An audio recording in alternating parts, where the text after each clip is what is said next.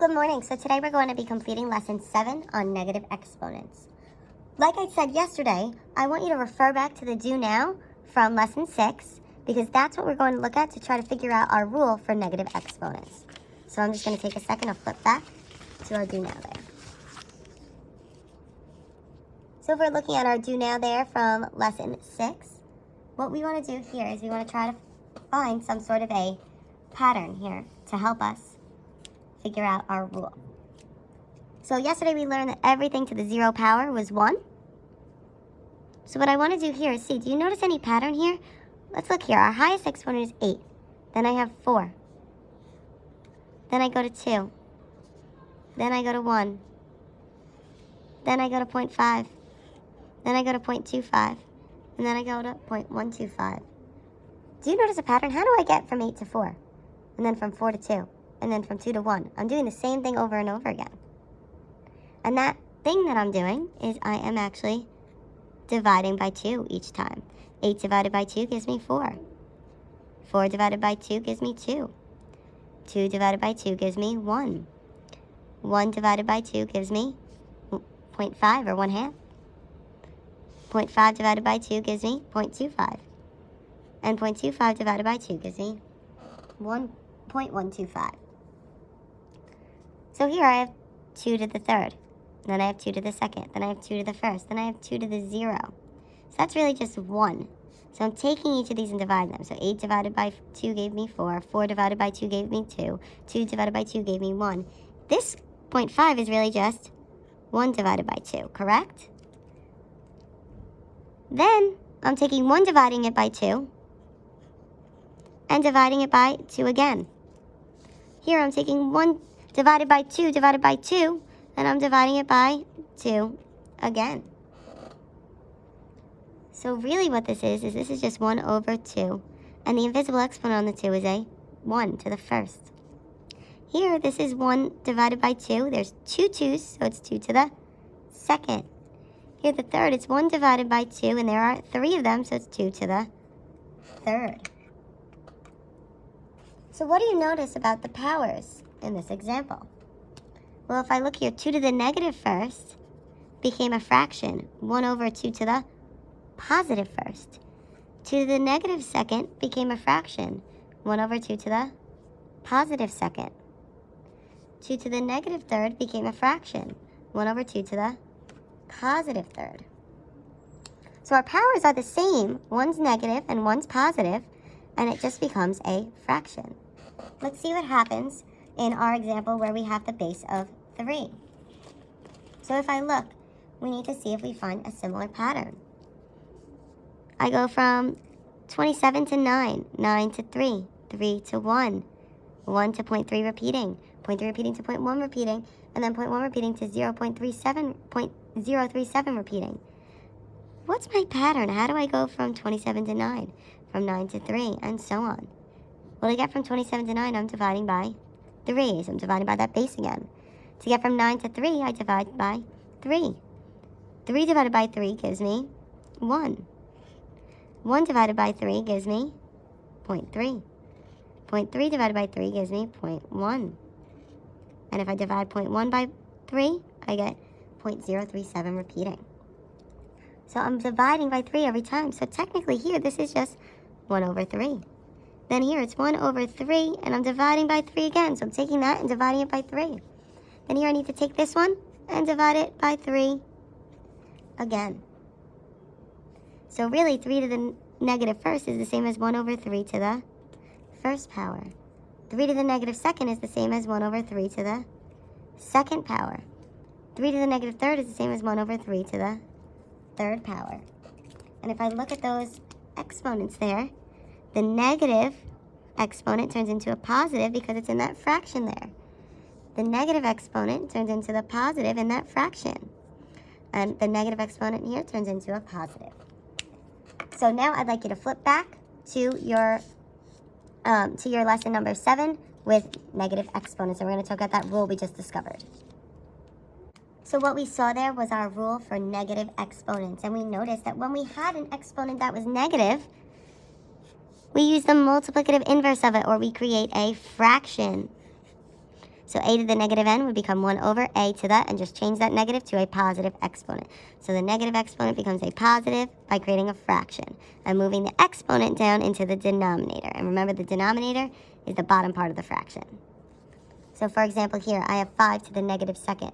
So in order to make that a positive exponent, I make it into a fraction, put the 1 on the top or in my numerator, and then just change the exponent to a positive. So it's 1 over 5 to the second power.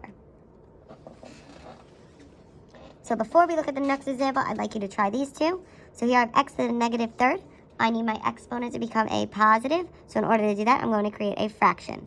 Put a 1 in my numerator on the top, and then just rewrite my denominator with a positive exponent. Look at question number 2. I have 7 to the negative second. I need the negative to become a positive, so I create a fraction, 1 in my denominator, and then I have 7 to the positive second in my denominator. Sorry, the top is the numerator, bottom is the denominator. So now I'd like you to take a look at the next example over here.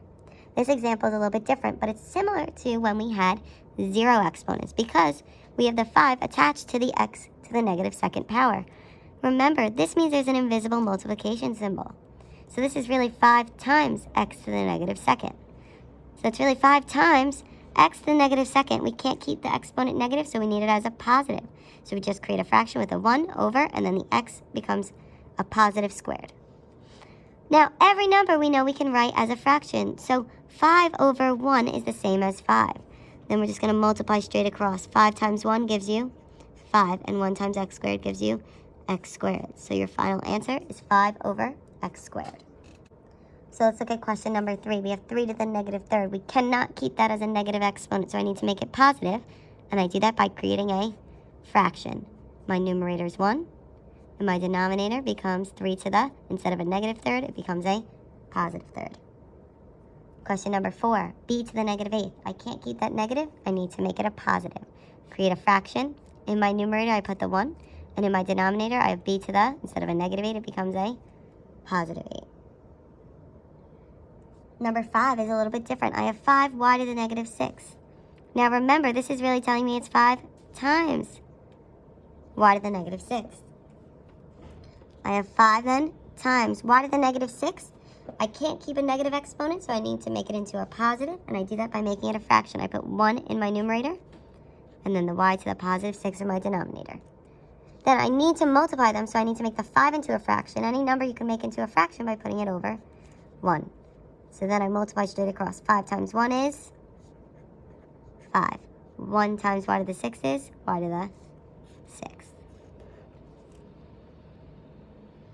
All right, let's look at number 6. I have 12, b to the 7th power. So remember, that has an invisible multiplication symbol, so it's really 12 times b to the 7th power. So that becomes 12 times b to the, oh, I'm sorry, that was a negative 7. How do I write b to the negative 7th as a positive? I need to create a fraction. In my numerator, I have a 1. And in my denominator, the b to the negative 7th becomes b to the positive 7th. I need to multiply these, so I rewrite the 12 as 12 over 1. And multiply straight across. 12 times 1 is 12 over 1 times b to the 7th is b to the 7th. Looking at question number 7, I have j to the negative second, k to the negative third. 2 different variables, so really they're being multiplied. So I have j to the negative second times k to the negative third. So I can't keep any of those negative exponents. So j to the negative second, I need to make into a positive exponent by putting 1 in my numerator, and then that just becomes j to the positive second in my denominator. Times k to the negative third, I can't keep that negative exponent. Create a fraction, put 1 in my numerator, k to the third in my denominator. And then this becomes 1 over j to the second, k to the third when we multiply that out. Let's look at number 8. I have 5 to the negative 6th, b to the negative 7th. Remember, there's invisible multiplication there, so that's really 5 to the negative 6th times b to the negative 7th. So 5 to the negative 6th, I can't keep that negative exponent, so I create a fraction. 1 goes in my numerator. 5 to the positive 6th then goes in my denominator. Multiplying that by b to the negative 7th, I can't keep that as a negative exponent, so I'm going to create a fraction. 1 goes in my numerator. B to the positive 7th goes in my denominator. I multiply straight across, and I end up with 1 over 5 to the 6th, b to the 7th. So here I'd like you to go into the reverse, and given the fraction, can you write me with a negative it as a negative exponent?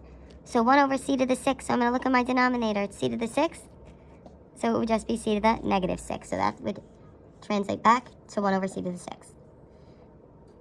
Number 2, I have 1 over 5 to the 2nd, so writing it as a negative exponent, I just take my denominator, 5, and rewrite it as a negative 2. I want you to take a second, try 3 through 6, and come back and check your answers. So if I look at question 3, I rewrite it as 3 to the negative 5th, because that was in my denominator as a positive. Number 4, I have 6 to the 3rd in my denominator, so it becomes 6 to the negative 3rd when I wrote it as not a fraction.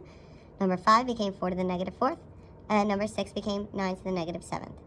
So then there's practice worksheet number 7 for you to complete. If you have any questions, please comment on this video or in the Google Classroom.